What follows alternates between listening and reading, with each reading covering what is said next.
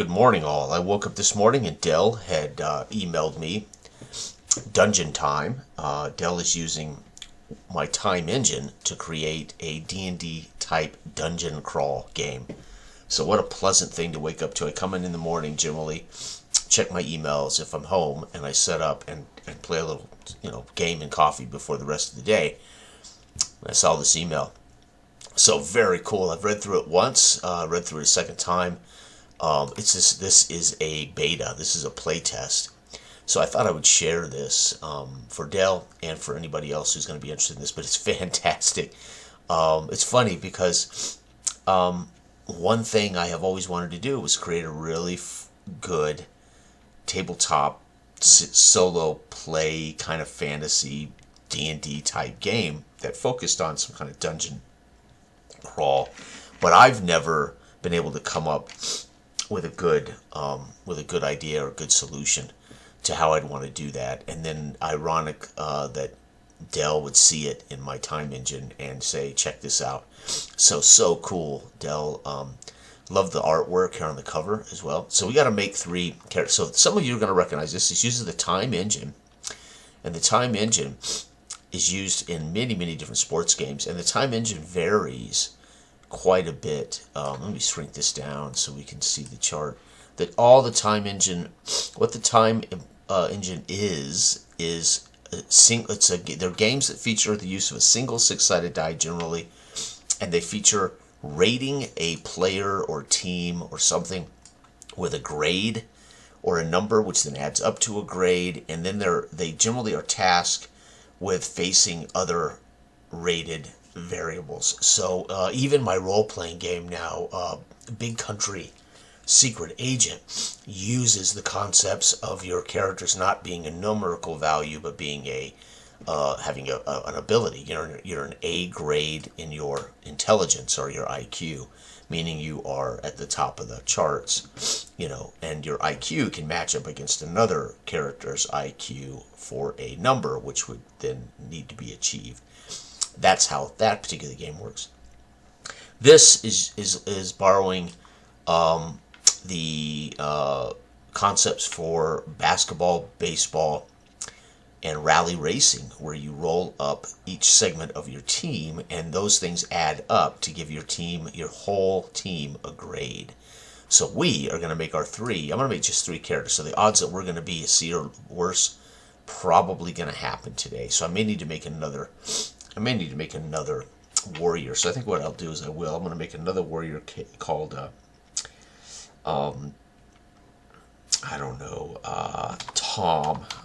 We're going to have a warrior named Tom.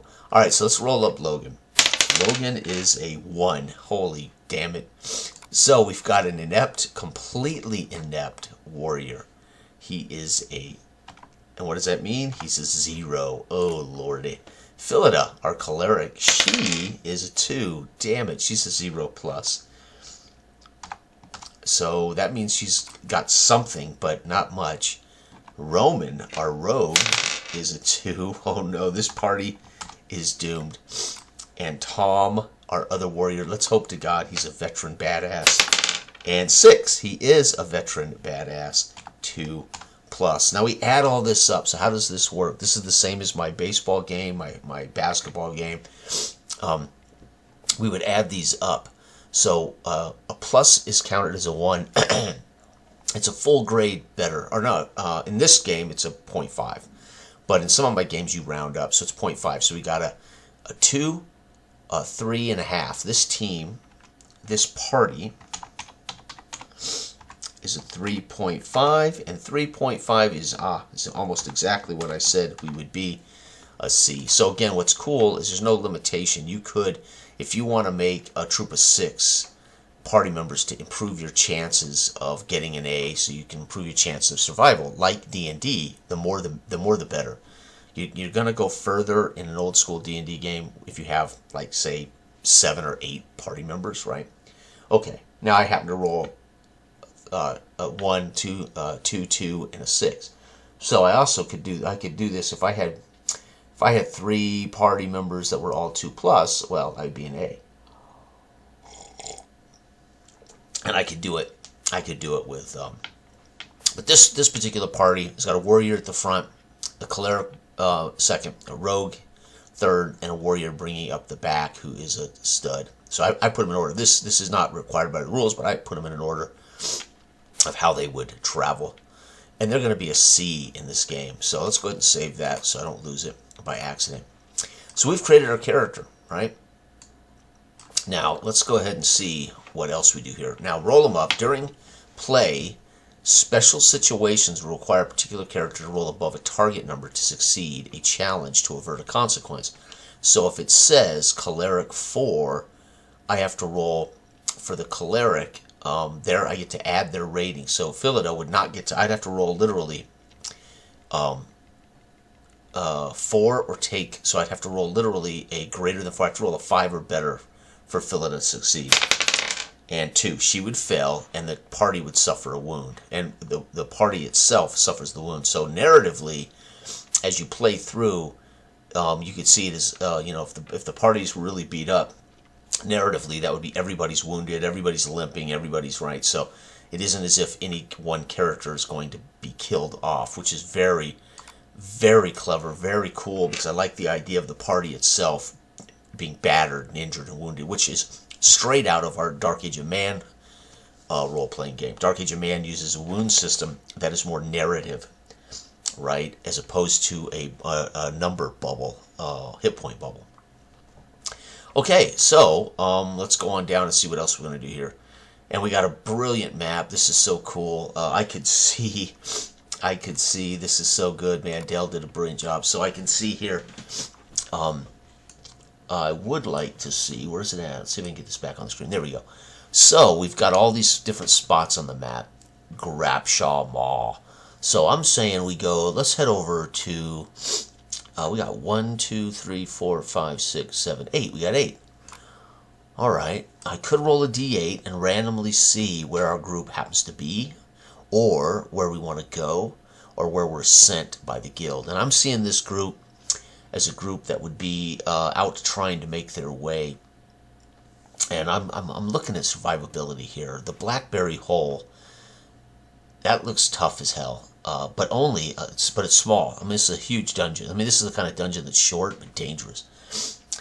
We are a C, so I'm going to cheat here and kind of look to see where I want to do.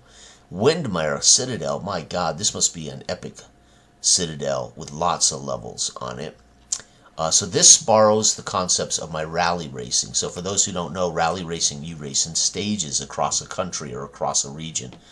And they might race 2 segments in the first half of the day, take the rest of the day off, and the next morning race another 12 miles, in a segment, and then the afternoon race another 4 miles, right? And then the third day they're going to race, so this would be like levels or areas of the thing, which is genius. I mean, Dell's took my abstract concepts and said we can do this for old school kind of D&D thing. So I love this. All right, I'm gonna just start. Let's go with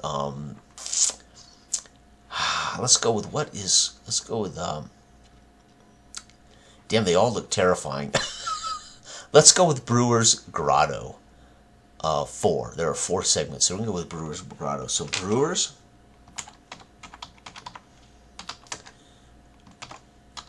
Grotto. I think. Actually, Dell may only have 2 in here. What does Dell have in here? It has 2 modules. Stronghold Keep. Oh, okay. Awesome. They're either grottos, keeps. Okay. Okay. So let's do the grotto. I'm going to do a grotto. So let's pull this back up. So I think I see what Dell's doing here. He's got a couple that are made, and he's got a couple that aren't finished yet. So we're going to do Brewer's Grotto. What does matter, these details matter, and then that chart will give us these abstract difficulties matter, that it's Brewer's Grotto, but the random table will come off the grotto table. So how about that? And we know that we're going to see F first, B, C, and it's a short one. So the reason I'm choosing this is, number one, it starts easy. It's going to get really hard, then it's going to get average, and then it's going to be a little easier to finish. So I'm hoping I can get these guys through their first adventure. There are 5. Oh, wound. This should say wound. Some misspelling. There are 5 wound levels the party can receive collectively. Obviously, there's fatigued, battered, injured, dying, and dead TPK. When using the warrior table, creatures can have up to 4 wound levels. If 2, then each wound is worth 50%. I'm not certain what that means. I did write Dell and express some ideas, and I haven't play tested it yet, so I'm not certain exactly what this means. If 2, then each wound is worth 50%. I honestly don't know what that means. To what? To damage? To party members? To... I don't know. Note the table might be rolled on several times to wrap up the fight. Yeah. And creatures will have a number 2H. That's how many hits they can take before they're killed. So that makes sense. Also, the other thing that's confusing to me is special. If 0 or above the number, if 0, roll above the number. If 1, add 1 to the roll. If 2, add 2 to the roll.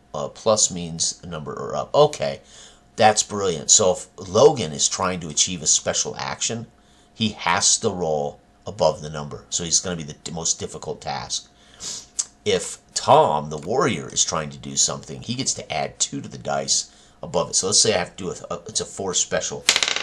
I rolled a 4, add 2, 6, so I would achieve that. Or I could roll the number or up with a plus. So 0 plus, let's say the thing says you got to roll a 4, that means I get to roll 4 or up. And I rolled a 2 and fell. So the sad thing is both my special people stink, but they at least get to make it an up roll or up, as opposed to a roll above it. So that's very cool the way Dell's done this. He's using their individual rating to dictate how difficult tasks will be, what you need to roll on a d6. That is genius. So I see that now. I wish it was... I didn't realize what he meant was their rating. When I first read this, I said, what's 0? He's referring to the actual character. Okay, so let's do this. We're in dungeon level 1. And let's go ahead and do the cross. So the other thing that is paramount to a time engine game is we get what's called a game grade that we use for that moment or for that series of the game or for the game entirely. Well, in this situation, our party is a C quality party and we are going through F. So we're going to look at our grade C versus the danger of this area F. Oh, so he's got it different. He's got it escalating, it looks like. So C versus B, F. So ironically, F is harder in his game. So I chose something I thought would be easier to start, maybe. Or maybe it doesn't matter. Maybe it's somewhat randomized. So we're going to be rolling B, right? So this will be B. So we're going to be rolling B for this. The second one, C versus B, we're going to be rolling C. Yeah, I think he's got it. He's got it where the higher the grade, the easier. C versus C is C. And D versus, C versus D is B. So now again, I'm not certain if that means these are harder. This could be easier. I don't know, right? But there we go. Now we know what we need to roll in every moment of this this dungeon. All right, so our group is decided. They've heard rumors that there could be treasure to be had at Brewer's Grotto, and there's actually a couple of locals that would like to see somebody investigate Brewer's Grotto, but nobody knows anything about it. But there's some troubling things happening in the area, so we're going to go investigate. And our first roll on the chart, again, and then what you're going to do is you're going to roll B with a d6 and find out what the heck is happening. So we're going to roll 3. I rolled a 3, so 17 is what we're looking at. Right, and then again, I'm going to track this entire test. 17 was our roll. Okay, so let's go down to the grotto and look up 17. This is genius. This is very cool. You could have, these are all dungeons, so you could have a bunch of these. 17, assorted meats, including 2 men. What? Oh, hang, oh my God, 2 dead men? Assorted meats, including 2 dead men. I was going to say, so what we're referring to men as meat now? That sounds old school. Assorted meats, including 2 dead men, hang in states of decomposition in the chamber. Flies nest in the carcasses. Special, the choleric must roll a 3 or take a wound. All right, that is sweet. So our choleric, we know, gets a plus. So she gets to roll a 3 plus to avoid this nest of flies. Well, a 1. So she's going to take a wound. Uh-oh. So our party suffers wound. Okay. And our wound, let me stretch this out a bit. So we are now, let me go back up to the rules. We are now battered, I believe, fatigued. So we are fatigued. Now, that doesn't mean we did not beat the flies. We probably did. But what's happened here is suffers wound, fatigued. It just means that we had to work harder to get out of the stench and the grotesqueness of it. It's affected us. We've maybe had to run away out of that room and on into another area or something. And we're a little fatigued. We're already feeling it. The choleric, attempted to deal with it as a menace, and she failed. So fill it up. Thank you very much for that effort. So we move on through the Brewer's Grotto to the next section, and that section is a C difficulty. And I rolled a 3 again. 3 on C is 19. So we're going to come in here, and I'm going to say 19. All right, now let's go on down to 19 in the grotto. And 19 in the grotto is: a slimy film covers the floors of the bone-strewn cavern. Those same bones part as a creeping ooze slides into view. So something pushes bones aside as a creeping ooze slides into view. Warrior table. Okay, so we're going to the warrior table on this. Now here's the problem. I don't know how much damage the creeping ooze takes. So we go to the warrior table. What is that? So let's go up to the warrior table. It has a asterisk next to it. What does that asterisk mean?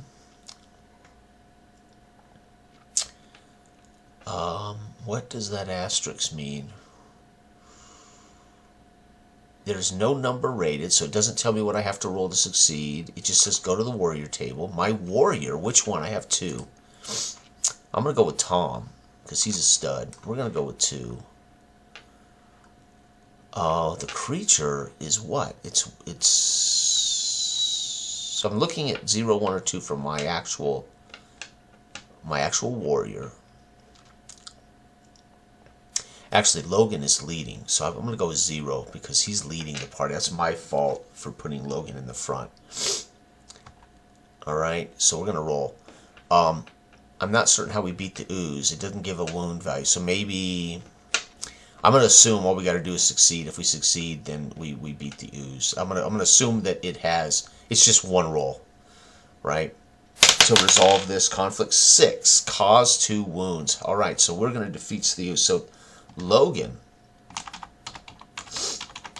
defeats ooze.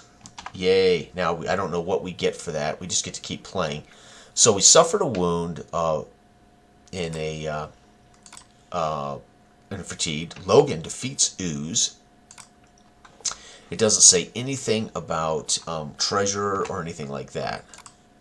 So let's go see. 3. 19. We're going to come. So there's ooze all over this Brewers. So 19 is going to be more ooze. This time, though, it'll come from behind. Maybe we all thought he cut a swath through the ooze, and we thought we had killed it. We all moved through the room, but then it closed in behind. This makes sense. It closed in behind Tom, and Tom is a beast. So let's see what Tom does. 1, cause. Take a wound. Thanks, Tom. Good work. So Tom let his guard down and survive. Suffer. So we suffer wound. We are now battered. versus ooze, and I'll put here ooze. Damn. All right, but we've made it through we're on the last room. We're on the last room, and it's a B. So here we go. I rolled a 5. 5 is 25. So we're going to be looking at 25. And 25 is, again, this is a playtest, so I'm just seeing how everything works. The area is a goblinoid bunk room. Several lay sleeping on the matted cots until a piercing scream of the one who isn't shatters the silence. We need to do 2 damage to kill this thing, and we're gonna start on the first roll. We're gonna let Tom get the first roll, and then round 2 I'll let Logan make all first rolls, and then if it isn't dead, we then roll Tom on the second turn, and I'll rotate through them. That's fair until either we're dead or it's dead. And to remind you, we're on wounds. We are already battered. We got 1. We can only suffer 2. We'd go to injured, we'd go to dying, and then our third. We can suffer 3 more wounds in this combat before we're dead. We should defeat these guys. So here we go, folks. Warrior 0. We need to roll high. Nope, we're going to take 2 wounds as Logan is ambushed. Now 2 wounds means we were here, we 1, 2, we are dying. Suffers 2 wounds, and we are dying as a party. So right now, about the only way we can win this is Tom on his turn. This is epic. Tom on his turn has to get 2 to win this. Remember, we need to do 2 points of damage to kill these goblins. So Tom as a 2 needs to roll 5 or a 6, and we'll win. We will win while being so badly beaten. We are in our state of dying. Goblins. We are so badly in a state that 1 more wound against us, we're dead. We will be TPK'd by goblins. However, if our hero, our veteran stud warrior who is taking up the back, crashes into this room and wipes out a handful of goblins in one brutal rush of violence. 3. He's going to kill 1. Okay, so at least we didn't suffer any damage. He kills 1. We got to go a 3rd time. So then it'll be Tom. Again, I'm trying not to pause the damn recording because using the keyboard here will sometimes cause. Tom kills some. And now the last roll. We really need 5 or 6 from Logan to win this. 1, 2 wounds. Oh, we're gonna die. Oh my God. Logan falls, and the rest of the party succumbs. I don't know how to spell succumb. I think it's 2 R's. Succumbs to the goblin horde. TPK. There he is, folks. That is Dungeon Time. That's very cool. So again, staying with what makes the Time Engine games fun. 1, you create a thing, variables that create an abstract power, so to speak. So we create individuals that give us an idea of who they are and what their power and what their abilities are. But together, they come together to create an abstract quality. That quality is then measured against all difficulties in the game, which in this case are areas of a particular area on the map. So Bardshire Stronghold, is 6 floors or 6 rooms, whatever you want to call these, right? I would assume a stronghold is 6 areas, like a large castle or something. And you've got to make your way through all of those. Those are simply contests. Like, that's what the sports game would be. They would be simply scoring points toward your time in a rally game. What Dell's done is, and you always have a matchup. So your team grade or your team's ability always matches up against the difficulty of a thing.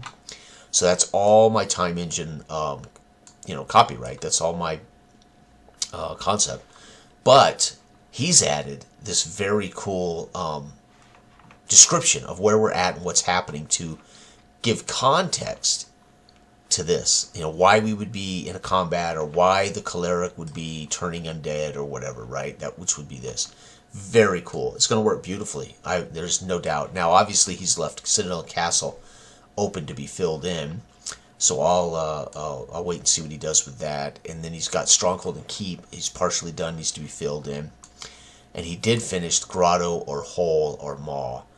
Very cool. So that makes for, personally, I would think I would like better if this was Citadel.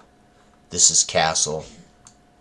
This is Stronghold. This is Keep. We would need Fort. We would need then Fort. Then we would have a Grotto, a Hole, and a Maw. That would make for 1, 2, 3, 4, 5, 6, 7, 8. That would make for 8 modules. That would make for 8 42-point descriptions.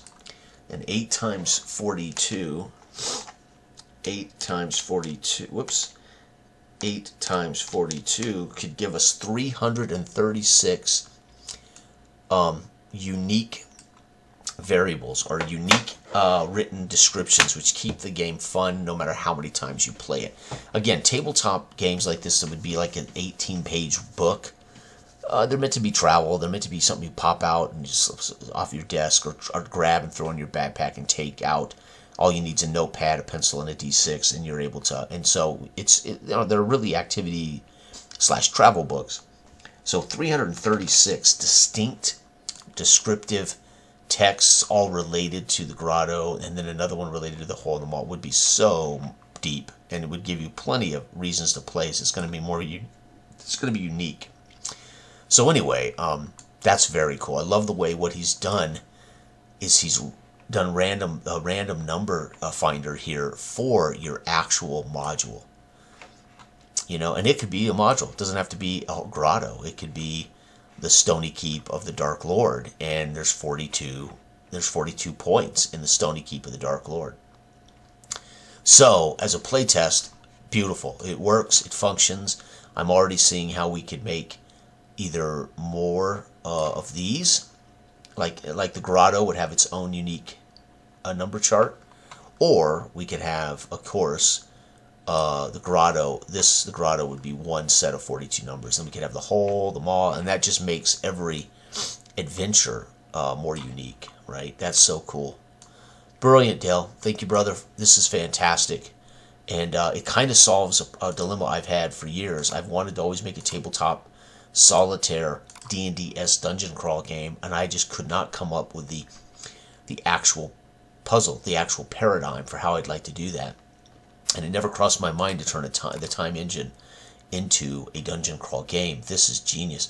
So let's go back over our story. At the Brewer's Grotto, coming into the Brewer's Grotto, we stumbled across hanging meat and dead bodies. There was a toxic, plague-ridden flies. The cleric finally dispatched, but we all suffered a little fatigue in that encounter as we ran from the flies and held our breath and did whatever we had to do to avoid the plagued flies. And then we move on deeper in, and Logan defeats Ooze, so we thought, as we pass through. We end up battered as our warrior at the back ends up being overcome by the Ooze, and we beat it, but we end up battered. But we come across goblins, and one awake, and again Logan ends up in a battle with the goblins before Tom can race to his aid. Tom fells, Logan dies at the hands of one of them, and then we are just surrounded. There's not enough warriors, and we succumb to the goblin horde, and it is a TPK. And this is very much the story of every first level D&D module ever played. That's epic.